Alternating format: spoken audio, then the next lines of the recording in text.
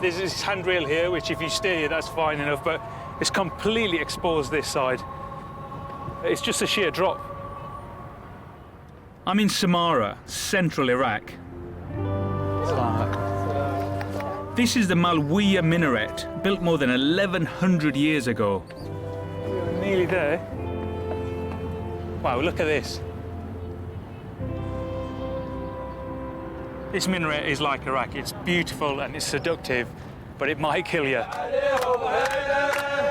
There's about 20 or 30 lads here, and they're singing songs from the forces who defeated ISIS. These people are just celebrating, just like breathing out, you know, after the fear. Hello, mate. Hello, mate. Hello, mate. My name's Adnan Sarwar. In 2003, I served as a British soldier in the Iraq War. Now, 15 years on, hello. I'm back. Come on. It just feels a bit crazy, you know, I'm just cycling in Mosul. To the country that's obsessed me ever since. This is incredible.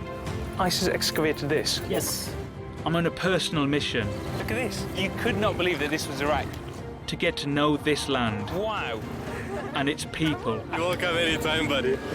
Like never before. Welcome to Baghdad. Woo! With its borders drawn by the British Empire after World War I, Iraq lies at the very heart of the Middle East. So far, I've travelled 500 miles from the mountains in the north to reach the capital, Baghdad, from where I'll venture south to the marshlands and the deserts where I served with the army. You ready? Yes, ready. I'll learn about life here Hey, what's up? from the Iraqis themselves. This is a women's only affair, even the bus driver. I'll make friends, Hey man! come face to face with old enemies. I'm going to meet one of the people who bombed me and my friends. And ask if the country can escape its cycle of violence. These 4 men are going to die for their crime. The door to war has always been open in Iraq. And forge a better future. They're in a minefield, throwing snowballs at each other. This could go really wrong.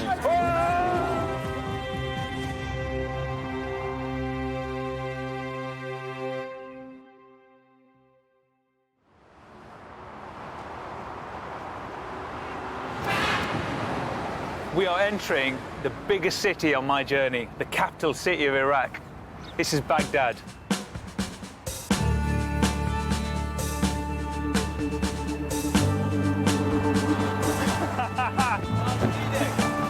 Hey man!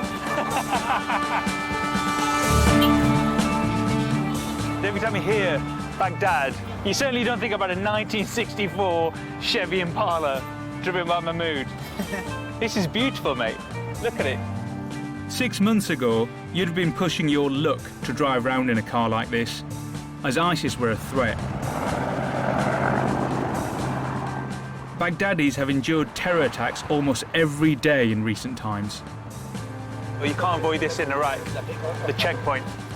Hello. But security is improving in Baghdad. 281 of its 900 checkpoints have been dismantled this year. And there are plans to remove 300 more. After decades of conflict, life here is on the up. Check this guy out. Imagine 15 years ago what this was like. Yeah, the US military pulling down Saddam's statue just there. Just 2.5 weeks after we invaded, while us Brits held Basra, the US reached Baghdad and removed Saddam's regime. They pulled that statue down, and people thought the war was over. You know, you had George Bush on a ship saying the war's over, but it didn't stop, did it? It did not stop. It carried on. The state collapsed. We thought kicking out Saddam would liberate Iraqis.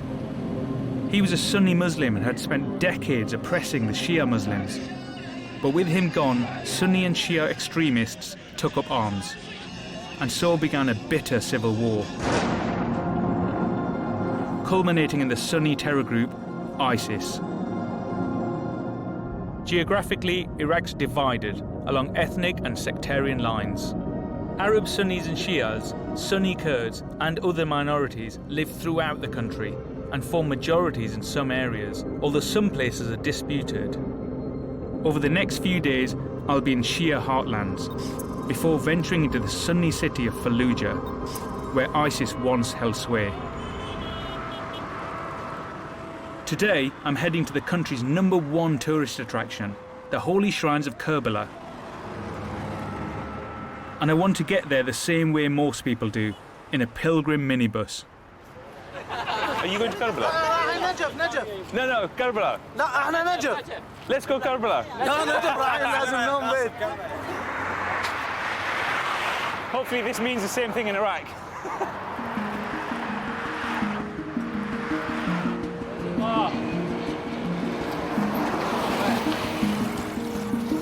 Kerbala? Kerbala. Are you going to Kerbala? Yeah, Kerbala. Can I come with you? Yes. Kerbala Express, mate. اسمي Adnan. عدنان عباس. Abbas, do you live in Kerbala or are you just visiting? نزور.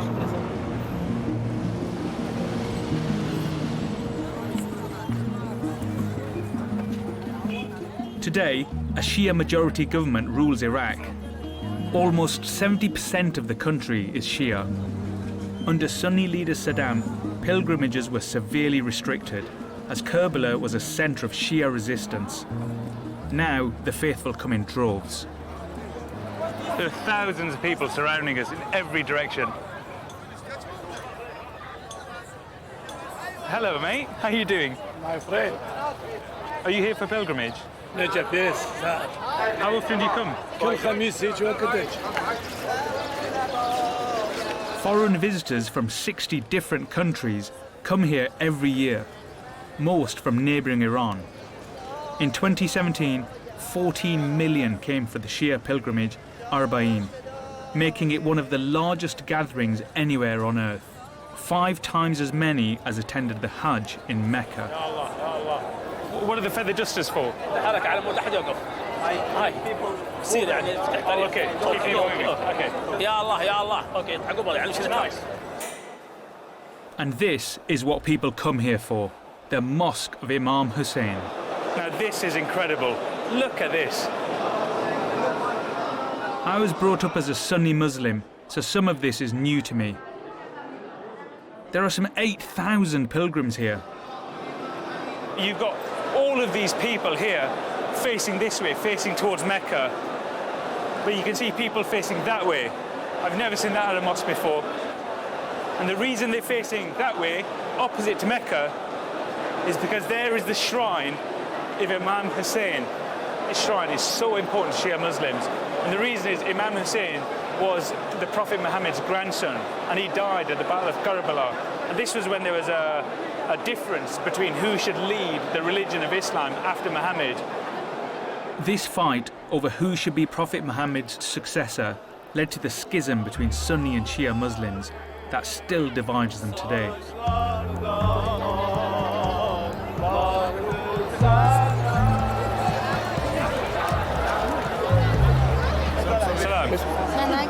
Very busy. With 20 million visitors a year, the authorities have had to create places for everyone to stay. So Kerbala is just growing and growing and growing.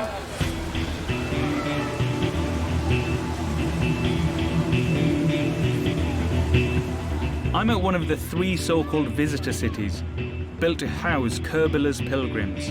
11 more are under construction. This is the Medina al-Sayyid al-Awsaya, funded by the Imam Husayan Shrine and private investors from across Iraq.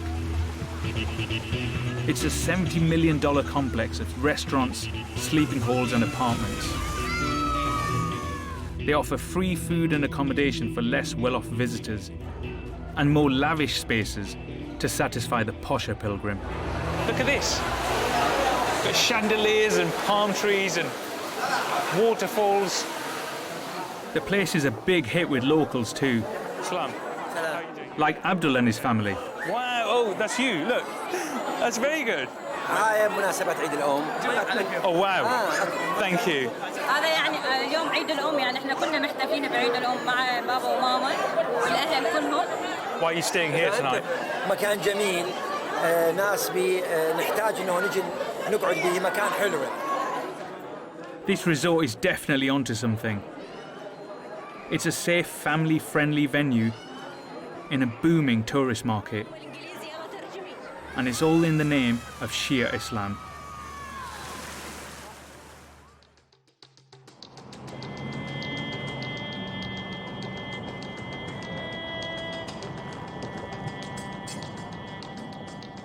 I'm leaving the Shia hub of Kerbela and heading to the Sunni city of Fallujah. Its residents have gone through hell in recent years. Many of Sunni leader Saddam's army came from Fallujah. When he fell, they formed Sunni insurgent groups, and the city became a stronghold for Al-Qaeda and then ISIS.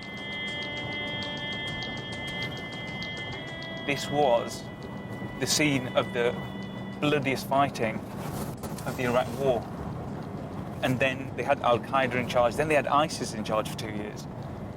So the amount of violence that's happened in this place is incredible. Security forces recaptured the city from ISIS in June 2016. 45,000 were displaced during that battle alone. Hello, mate. The government has provided very little money for rebuilding and security. It still feels like a ghost town, and ISIS's legacy lives on. It's weird, isn't it? It's weird. That was 2 years ago. You'd get rid of it, wouldn't you?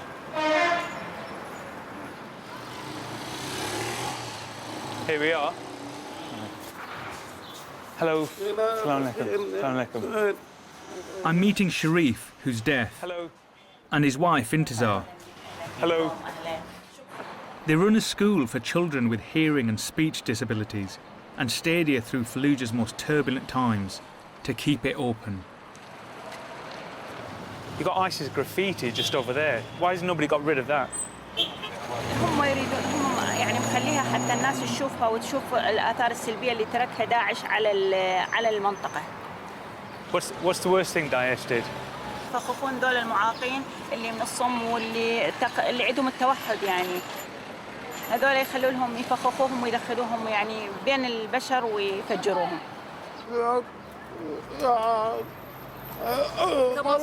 كمصاص دماء يعني مصاص دماء بالنسبة للوضع. مارس كل أنواع العنف. Sharif was born deaf, and Intizar learned sign language to communicate with him when they got married. Salam. Their day school caters for 60 students aged 4 to 16. هذا للناطقين اللي عندهم زراعة قوقعة أو معينات سمعية عندهم. Hello. Some of these children were born deaf, but others lost their hearing during ISIS's time, either through physical or psychological trauma. Shall I take a seat in the class? Oh. Inmar is a volunteer teacher at the school. تحب المدرسة؟ Today, she's working on their speaking skills. تحب المدرسة؟ بابته. تحبها؟ أبدا. تحبها؟ طبعا. Why'd you have to hold them there? النطق مالتهم ضعيفة لازم شوية يعني شلون هيك شيء أساعدهم على مود ينطقون الحرف.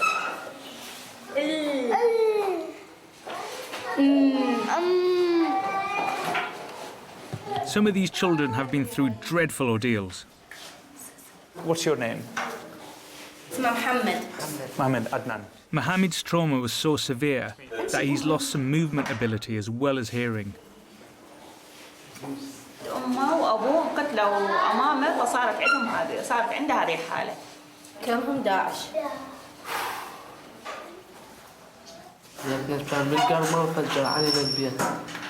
So Intizar, Mohammed and what's his brother's name? Ahmed. They weren't like this before. There was this violence that happened to them, and is this shock? إيه صدمة هم هذا كان سليم Have you seen a lot of this, where there's been this violence to children, and this is how they react? اي نعم. ذبحوا ابوه ذبح يعني ذبحوه قدامنا هذا فصارت عنده صدمه.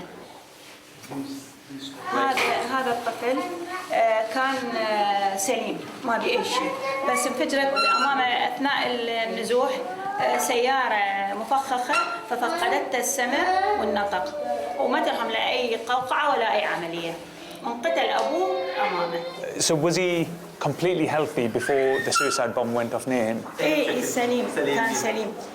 What about the government? Is the government helping at all? لا يقولون امكانيه ماكو احنا يعني يا دوب بالميزانيه محدوده. We're going home. Most of the kids now live with relatives outside the city. شلون نقول كيه او باص انتظرهم. You're going to drive a bus?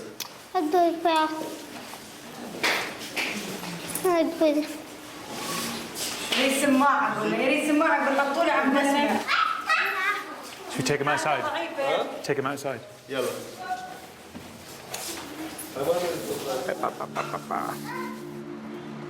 Azzadeen is being cared for by his aunt, who lives outside Fallujah. I know. He's saying that thing constantly. He's saying, I can't hear you if I don't have a device.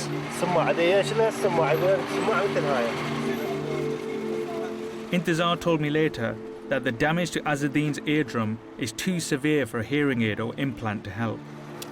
I know.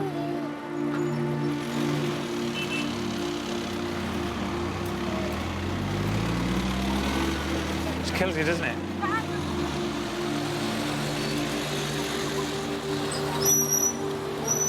It's one of the hardest things I've seen in Iraq. And the government's not doing anything about it, and people are working in for free. You need people like Sharif and Intizar, and they can't give up. They know they can't give up. Almost every Iraqi's life has been affected by ISIS.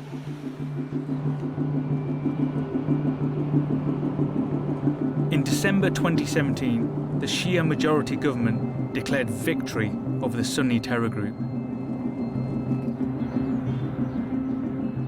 To drive home their triumph, the state are using one of Iraq's most popular TV programs. And I'm heading back to Baghdad to see it being made. 9 million people tune in like every Friday to watch it. It's not an ordinary TV show, it's taking criminals, including ISIS terrorists, back to the scene of their crimes. Called In the Grip of the Law, the show was devised by the US military in 2003 to expose Sunni insurgents. Today, it's made by Iraqi State TV in collaboration with the Ministry of Justice and anti-terror services.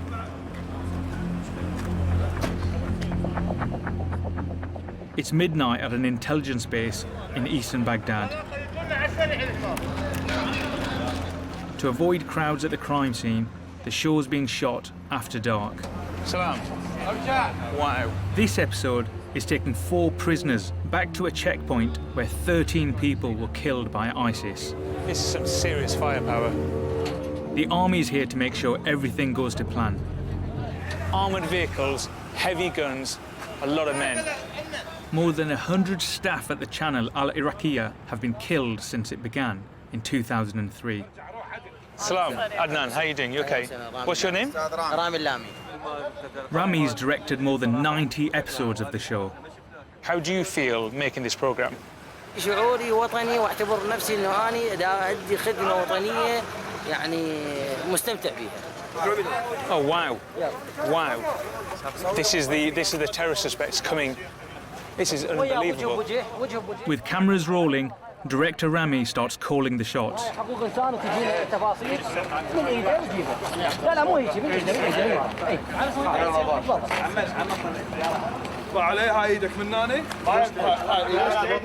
He just sent that guy back and asked him to be a bit more aggressive when he's holding around the neck.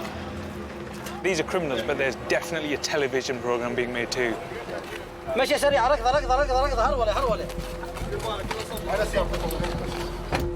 These 4 men have been convicted of assisting the suicide bombing of a checkpoint in an area called Abu Chir. And now they're being taken there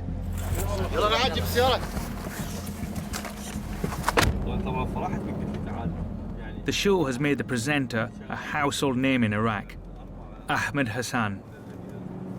Do you know if these men consented to be on this show?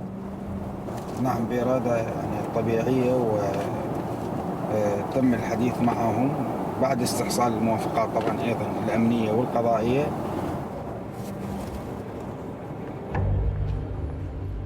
It's hard to know what would happen if a prisoner refused to take part. Human rights groups have condemned the show and question whether all convicts have had a fair trial. يلا باو على الكاميرا التهمين. 1 2 3 دايراني بالجو.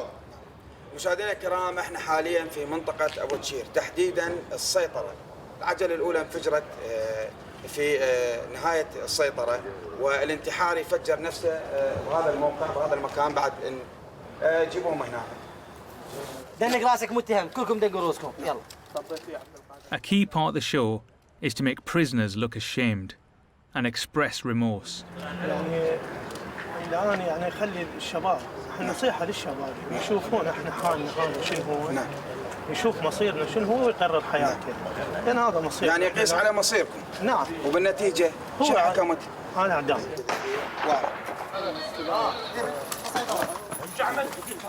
نعم. Just had a shot ring out. يعني مشاهدينا الكرام خلي يكون واضح انه الارهاب او الارهابي اينما وكيفما كان فهو في قبضة القانون. على كيفك. ايه. العناصر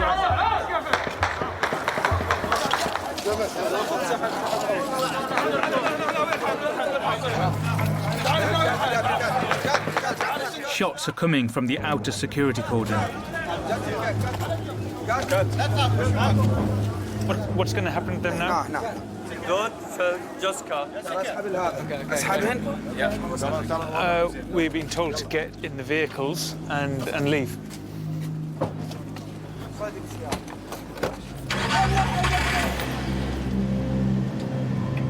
Apparently, the shots were fired by soldiers to warn off an approaching car. Do you think your program's helping? نعم الكثير من الارهابيين كانوا يعني متاثرين جدا وخائفين جدا مما يعرض في داخل البرنامج ومما يدعوهم الى عدم المشاركه في عمليات ارهابيه وغيرها. الموضوع الفكري مهم جدا لان الحرب بالاساس هي حرب عقائديه فكريه. Many Iraqis accuse the show of being Shia-run and anti-Sunni, built on forced confessions, claims the program makers deny. This was a show to comfort people in Iraq that justice is being done, but actually justice wasn't being done right there. That was revenge on screen. It seems to me that rather than helping the country heal, this show could feed a cycle of violence. Iraq's politicians have a huge task ahead to preserve today's fragile peace. In May 2018, after filming, Iraq held a general election. An anti-Western alliance, led by Shia cleric Muqtada al-Sadr, won the vote. We fought al-Sadr's militia in Basra, and I'm due to meet one of his lieutenants when I'm there. Today, he's pledged to fight corruption, but Iraq's one of the most corrupt countries in the world. Look at this street. This is nice. And few Iraqis trust their politicians. This is Sabah's house. Thank you. I'm on my way to meet an MP of 8 years who's trying to change perceptions.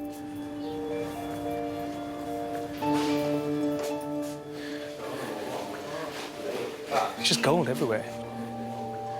Got the Mona Lisa there. Got to have a Mona Lisa, mate. It's a bit weird, actually, especially with everybody talking about the election coming up and like people going on about corruption. You wouldn't want anybody to see this. I don't know, what would you do? You just stick it in the garage, wouldn't you? Look at it. Hello. I need to make a confession.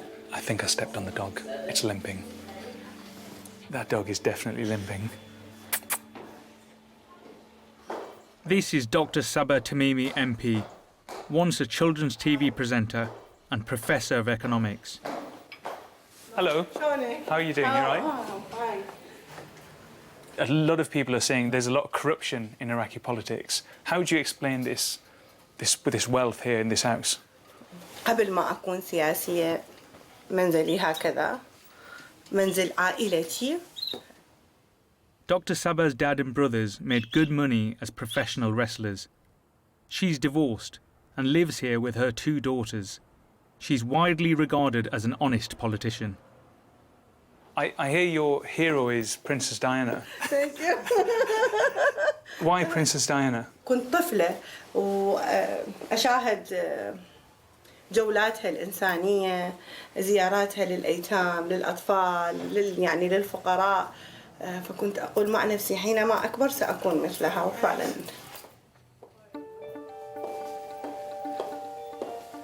Saba, if that dog's limping, it's got nothing to do with me. This? Yeah, I think it was one of the other guys. Yes. It's a politician on the move, look at this. MP Dr. Saba's preparing for the election and hitting the campaign trail. What are your ambitions for this election? أطمح أكيد أن بعد ما جربت دورة تشريعية أود إن شاء الله أن يحالفني الحظ في أن أتبوأ منصب تنفيذي. Since 2003, Iraq's constitution has said a quarter of MPs must be women. But only a handful have been made ministers. Politics here is very much a man's world. What's going on? هاي. السلام عليكم. شلون الصحة؟ شلون استاذتنا؟ احنا نشرف بيك. انتم الشرف. الله شاهد ننتقم ما عندنا هالمرحوظة شغال. شكرا لحنا طلعت تخلون ويانا. احنا بخدمتكم لازم نأمن لكم الاجواء. بدول قلبك ممنونة رحمة الله عليك. Saba's campaigning for votes in the Sunni majority area of Latakia. Given Iraq's sectarian divide, you might think they'd have a Sunni MP here. But Dr. Saba's Shia. فليس ذنبنا إن أتينا شيعة أو سنة أو أكراد أو أجانب أو عيوننا خضراء أو زرقاء أو شعر أصفر، كل هذا بيد الخالق. لكن ذنبنا ومسؤوليتنا هو عندما يهبنا الله سلطة وقدرة على مساعدة الناس أن نقدمها لهم بدون تمييز عنصري أو مذهبي أو أي تمييز آخر. Here in Latakia, like elsewhere, people look to the sheikh of their tribe to decide how to vote. Ali Mustafa is the head of the Marmira tribe. With his endorsement, Saba could gain as many as 3,000 votes. الدكتورة هي ابنتنا. تشوف الناس المظلومة يعني تتابع هيك أمور بسبب الحروب اللي مرت علينا. Okay, we can go for lunch after then go to open this. Cool. Let's go. Yeah. Thank you. Oh, wow. Tomato sauce. Yeah. That's tomato sauce? Yes. Baked beans, yeah. Where's Saba? She's eating with women. Despite being the guest of honour, Saba still has to eat in a back room. Salam. Sit here. Kawakib is the sheikh's wife and a Saba fan. هي يعني مثال للمرأة الطموحة وللإنسانية يعني كل شيء يقضى على الفوارق بين الرجل والمرأة دكتورة صباح. The government's made a big change this election. In the past, Iraqi men could vote on behalf of female relatives. This year, women must place their own votes for the first time.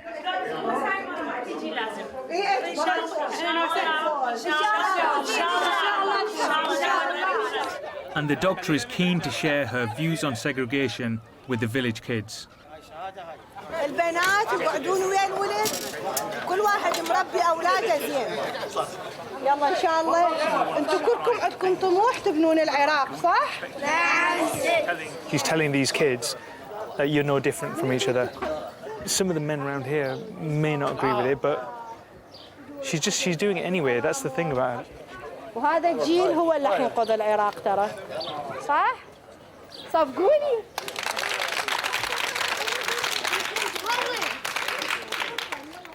Saba lost in the election, but has vowed to fight on and try to win her seat back.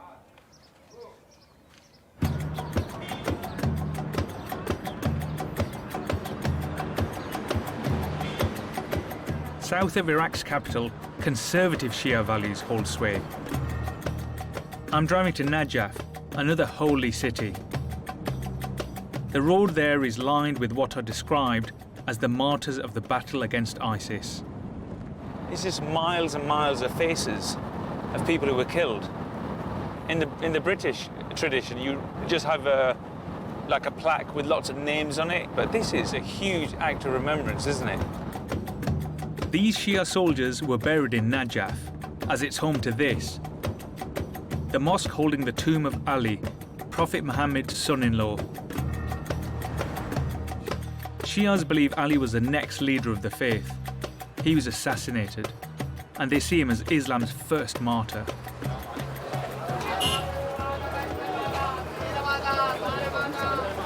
What is going on there? So it's all along are these stalls, and everybody's trying to get our attention. Look at this guy here. Salam. How are you doing? You okay? Shias believe that to be buried in Najaf guarantees a place in heaven. Death is how many here make a living. These one-stop shops offer burial plots, coffins, gravestones, and grave digging. There must just be so much competition. We've walked a few hundred metres and there's just stalls and stalls and stalls with these shops, and it's just carrying on all the way down there. Let's keep going. Salam, what's your name? Mullah Jabbar. Mullah Jabbar. Mullah Jabbar. Jabbar, how are you doing, Jabbar? Are you all right? So what do you do? What do you do? دفن أموات. هذا نحات.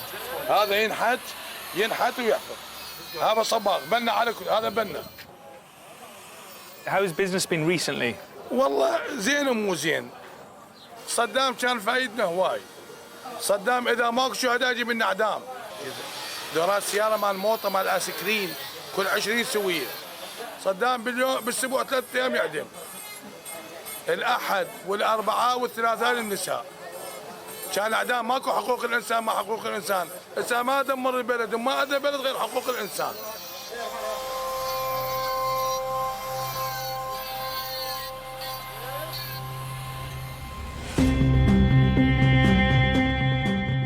This is where the likes of Mullah al-Jabbar bury the dead, the biggest cemetery in the world, with over 5 million graves. Wadi al-Salam, the Valley of Peace. Can I go for these? Is that all right? This cemetery even boasts a celebrity gravedigger, the most famous in Iraq, Ali al-Ameya. هذا شغلي. شغل مرتب درجة أولى.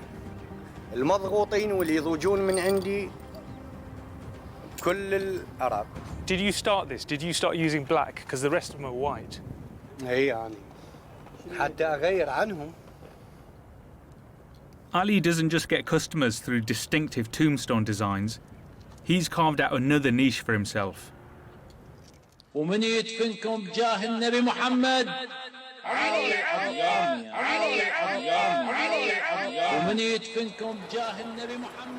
Ali's a big star on social media. With over 800,000 followers on Facebook, his catchphrase is known all over town.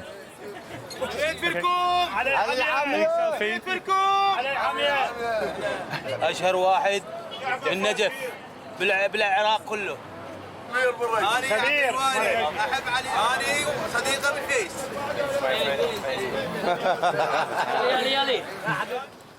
Ali's popularity in business is boosted by offering cut price or free burials for martyrs and the very poor. السلام عليكم خادمكم العمية وأردق لكم القناة الMBBC جاية للعمية. It's professional at work. كل رزقي على الفيس. What do the rest of the gravediggers think about you using this? حتى ما ودهم أعيش أنا بالنجف. يردون يعني يكسرون بي يحاولون يعني يدفعون علي بنات وأنا ما أروح. You've got yourself a gun, okay. So have you had physical threats? دائما. Are you scared for your family? لا ما يقدرون. Despite the backlash, Ali's determined to keep his business alive. He wants to hand over a thriving enterprise to his sons. He's a good man, isn't he? Cool. Nice guy. Modernizers like Ali face resistance in Iraq, but the rise of social media helps them get their voices heard now. In 2017, a survey found that 85% of Iraqis used Facebook. I've come to the oldest surviving city in the world, Babylon, to meet someone who's using YouTube to spread her message.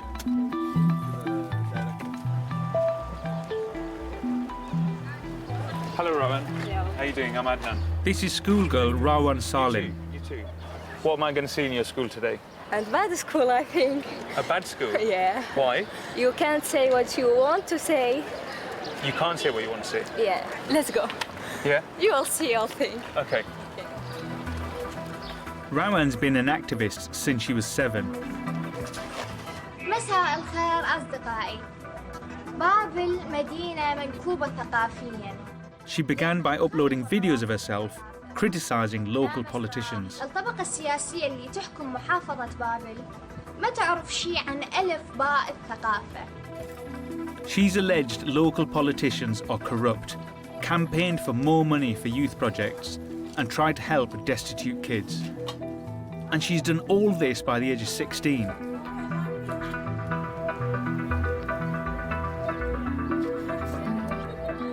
But most of the time, she lives a normal life as a pupil at the state-run Abdadia Pioneering School.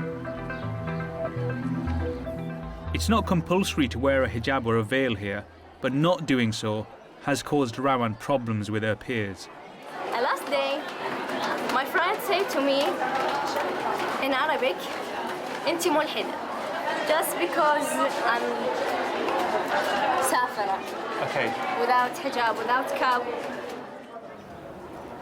We've been allowed to film Rawan at school. Staff are proud of her, but nervous about having cameras around. The province's Minister for Education has come to keep an eye on us. نكسر الحاجز اللي نخاف من عنده. دائما اكو حواجز وهمية المجتمع والدنيا كلها مخلينا اياها. As we talk to her friends, the minister intervenes off camera. The minister is right behind us.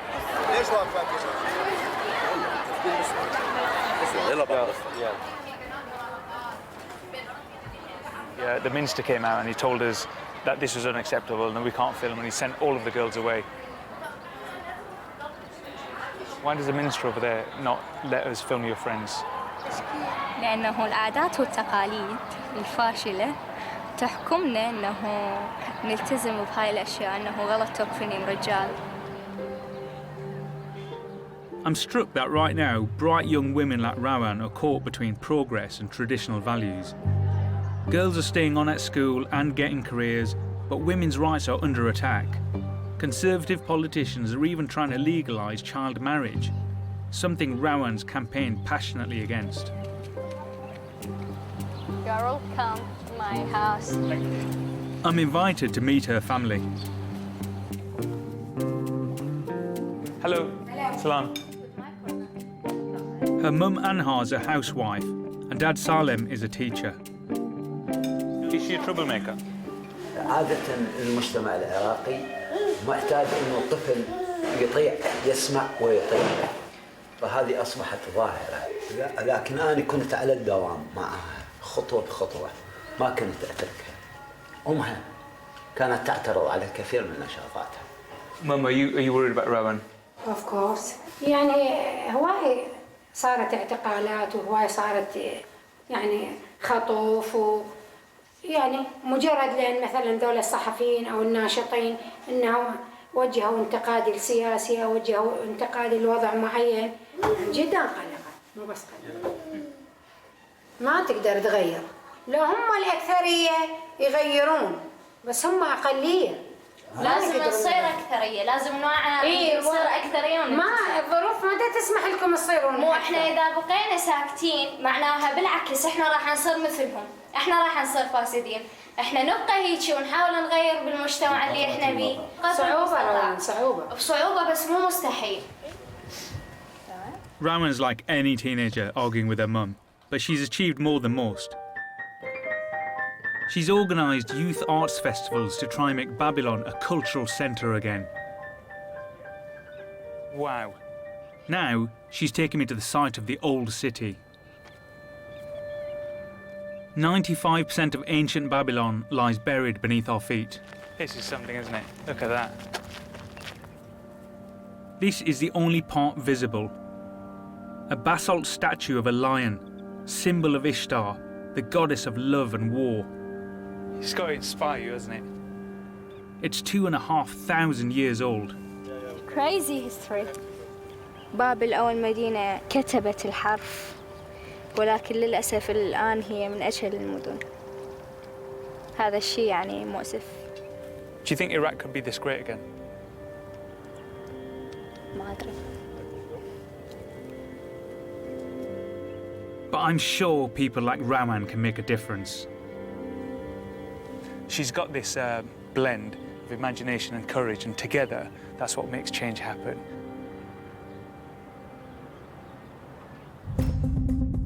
I've travelled 800 miles to reach the edge of southern Iraq. For the final leg of my journey, I'm heading into the part of the country that stayed with me for the last 15 years. I'll visit vast marshlands, see the oil fields we took from Saddam, and return to where it all began for me, Basra.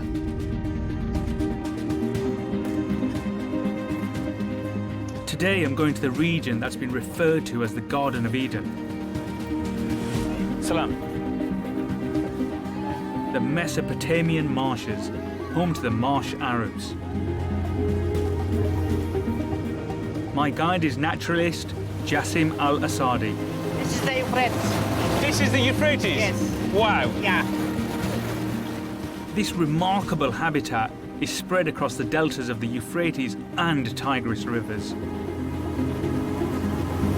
See the buffalo? Yes, yeah. Oh, buffalo. Wow. Human history goes back 5 millennia here, but Saddam Hussein nearly destroyed the marshes forever. He thought Shia rebels hid in them and ordered they be drained by blocking the feeding rivers. 500,000 people were displaced. This area, it became as a desert completely between 91 until 2003. That's unbelievable. This right here was a desert. Completely. What happened in 2003?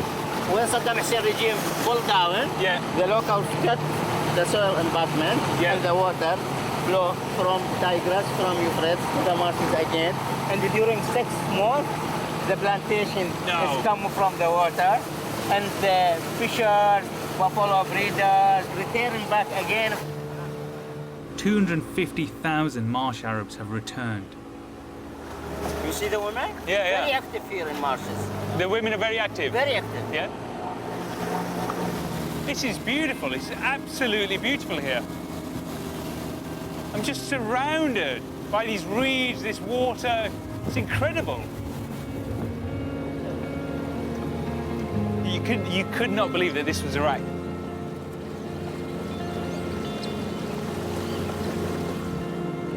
Tonight, I'll be staying with buffalo farmer Saeed Drat. It's good to meet you, Saeed Drat. أشكرك حياك الله أشكرك. He's grabbing dinner for his herd, and I'm trying to lend a hand. No? Okay, so... Very good. His family were forced to leave this area when he was a child. Growing up, he always longed to return. When did you hear that the marshes were back? بال 2003 اكو بوقتها اكو تليفونات واحنا يعني هم نرجع اكو من ربعنا قسم مثلا هنا نروح نرجع عليهم فاحنا كيفنا يعني كيفنا. What do you see your family doing? Your children, are they going to do what you do? يعني هاي من واحد لواحد يعني اكيد عائلتي ياخذونها مني هاي عيشة الحلال يعيشون عليه وعلى هوار ويعني يظل على وضع.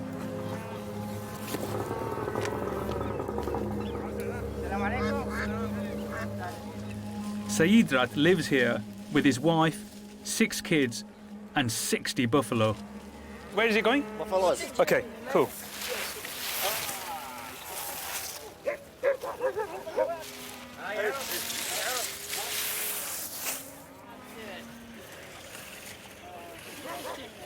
You're not even eating yours. This is the guest house. Okay, excellent. We stay this night in this place. Brilliant. Yes. Oh, look at this. This is a modern version of the Marsh Arab mudhif, or reed house, where guests have always been made welcome. This is perfect. This is where you want to stay when you come to Iraq. Hotel Buffalo. 3 stars.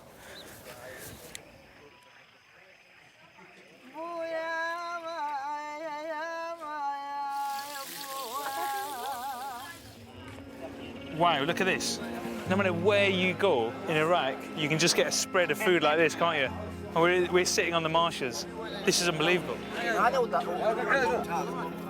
The Marsh Arabs have quietly reclaimed this cradle of civilization. Their story is one of the most heartening I've heard in Iraq. Say that, shukran. Thank you.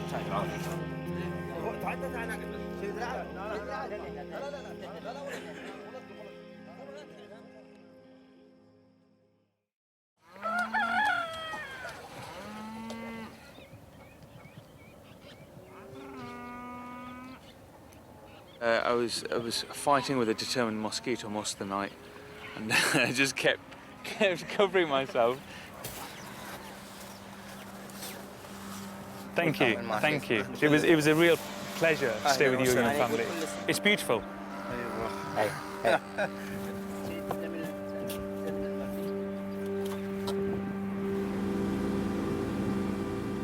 I'm leaving these wetlands and entering the desert region that's seared into my memory. Look at them flames. These are the prized oil fields of Basra, the richest in Iraq.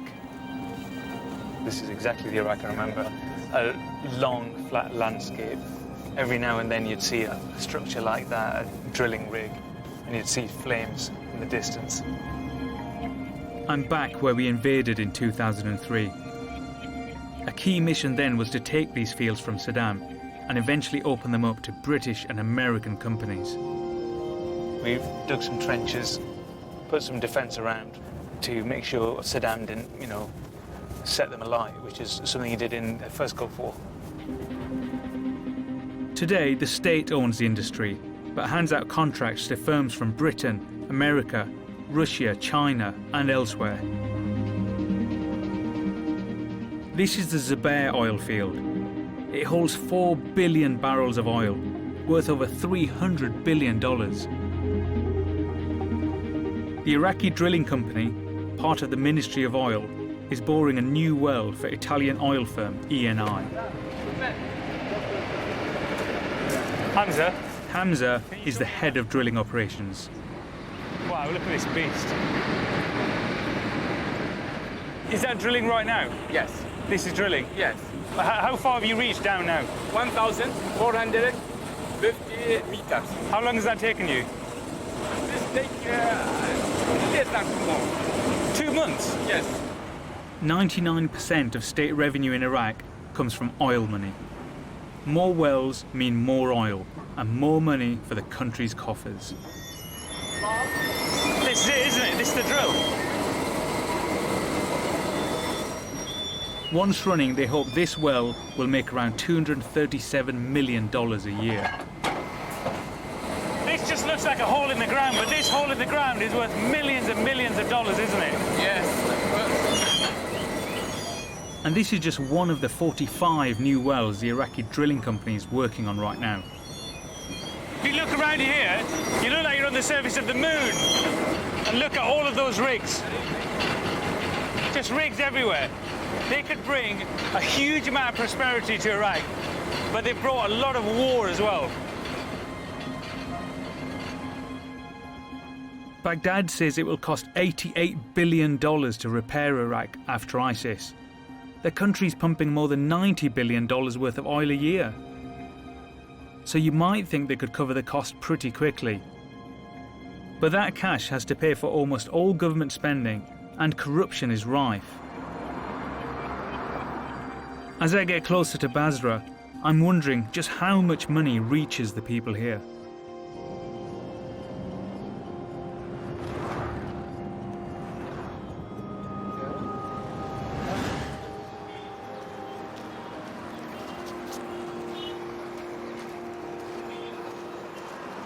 Basra used to be known as the Venice of the Middle East because of the canals. But look at this now, it's just a rubbish dump. It's clear little state cash makes it to Basra's downtown. Sometimes the city government can't even pay its bills. Our fixer Mahmood lives near here. What do you think about this rubbish here? Rubbish? Look at this banner behind you. Yeah. According to Minister of Oil, we will implement a project to develop Ashar River. Yes, and this is Ashar River. When did they say they'll do that? No one say when. There's so much money here. That's the thing, there's so much money. These are the biggest oil fields in the whole of Iraq. It's not being spent here, though. This should be an incredible place. Yeah. But where is this money? Where is this money? Iraq full of corruption, bad education, bad health, everything is bad. It's gutting to see Basra like this today. In the invasion, we destroyed much of the city's infrastructure. 15 years on, some people still lack basic amenities.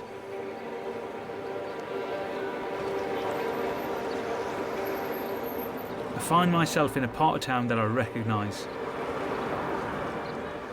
I can see the entrance to Basra Palace, the big archway.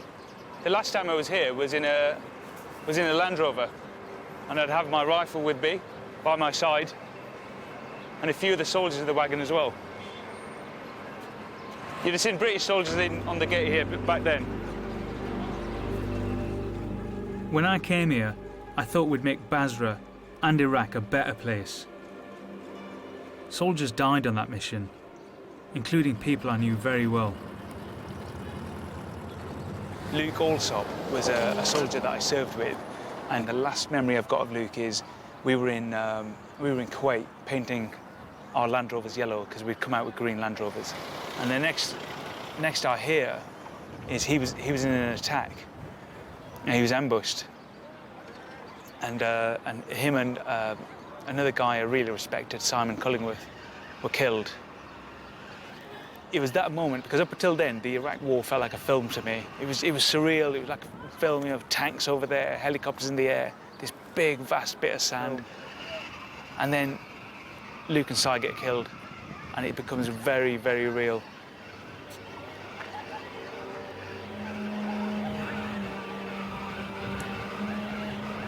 This is it.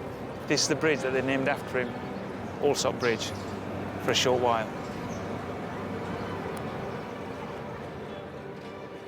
No one's sure who killed them. After defeating Saddam's army, we faced a new enemy, the Mahdi army, a brutal militia led by Shia cleric Muqtada al-Sadr. Today, al-Sadr is Iraq's most powerful politician. Since filming, his alliance's victory in the general election has shocked the West. I'm about to meet one of his lieutenants and an old enemy. I must admit I'm feeling cautious. I'm not sure if I can tell him that I was a British soldier, because he was absolutely on the other side of that fence. You know, when we were getting bombed, he was one of the people sending those rockets over, sending those mortars over. Imagine meeting the person who's trying to kill you.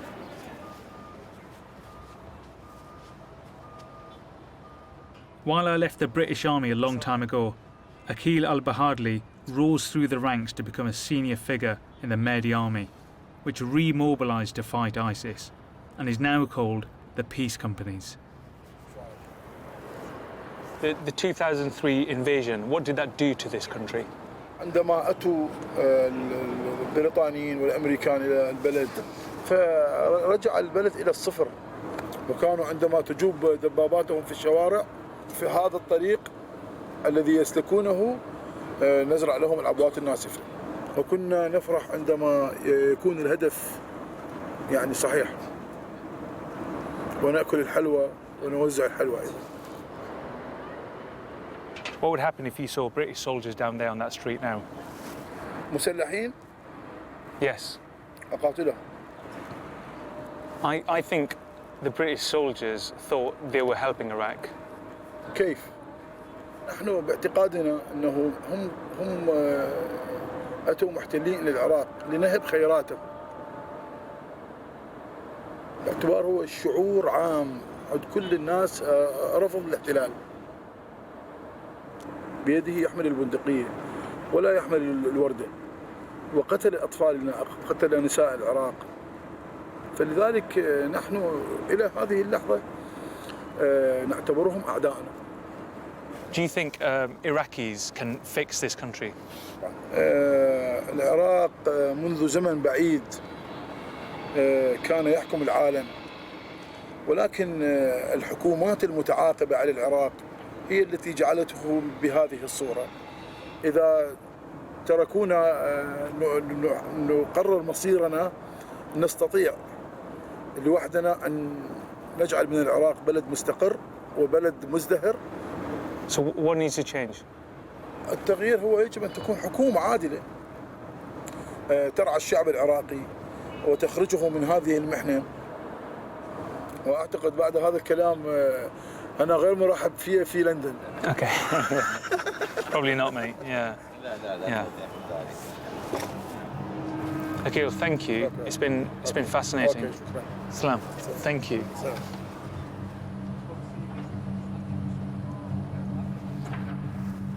When he was talking about killing British soldiers with IEDs and planning attacks, it took me back to where I was and who I was, and I wanted to hit him. Equally, there has to be a point. There has to be a point where you just say, he is Iraq, isn't he? He's the guy who fought us. He's the guy who's still here. We've gone. It's people like him who are going to run this country. Aqil's leader, Muqtada al-Sadr, has promised to begin political reform. After decades of foreign interference, he wants to put Iraqis in charge of their own fate.